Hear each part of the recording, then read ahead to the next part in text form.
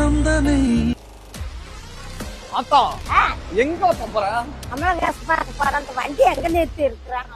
ஏன் அத்தா எங்க அதெல்லாம் விட மாட்டாங்க சரியா? பொறுமையா டிக்கெட் எடுத்து தான் போகணும். அவரை பார்க்க போய் நம்ம ஆத்தாவோட எங்க கிளம்பிட்டோம்னு பாத்தீங்கன்னா, நம்ம கமல்ஹாசன் சாரோட ப்ரொடக்ஷன் ஹவுஸ் ஆன ராஜ்கமல் ப்ரொடக்ஷன் பாத்தீங்கன்னா ஒரு ஈவென்ட் பண்ணிருந்தாங்க. அதாவது நம்ம கமல் சார் நடிச்ச தக் லைஃப் மூவியோட ட்ரைலர் செலிப்ரேஷன் தான் நம்ம ஆத்தாவோட வந்திருந்தோம். ட்ரைலர் பாத்தீங்கன்னா பயங்கரமா இருந்துச்சு. இந்த மாதிரி ட்ரைலர் நான் என் லைஃப்ல அதுவும் கமல் சார் முன்னாடி பார்த்தது ரொம்ப ஹாப்பியா இருக்கு.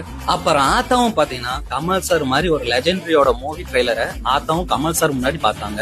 ஆத்தாவும் ரொம்ப என்ஜாய் பண்ணி பாத்துக்கிட்டு இருந்தாங்க. அதாவது பாத்தீங்கன்னா ஆத்தாவெல்லாம் போய் கொட்டாயில உட்காந்து மூவி பார்த்தாங்க கமல் சாரோட மூவி.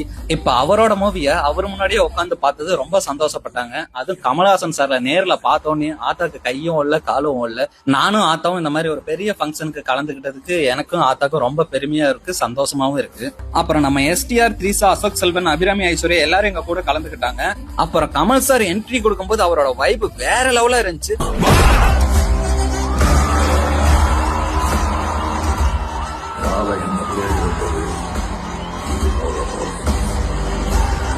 அண்ட் எல்லா கண்டென்ட் கிரியேட்டர்ஸ் கூட இன்டராக்ட் நல்லா பண்ணாரு.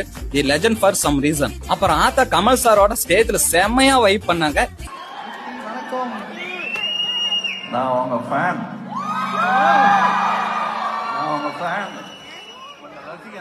எனக்கும் அவரை மீட் பண்ணது பாத்தீங்கன்னா என் லைஃப் டைம்ல எனக்கு கிடைச்ச பிளஸிங். நான் நினைச்சு கூட பாக்கல.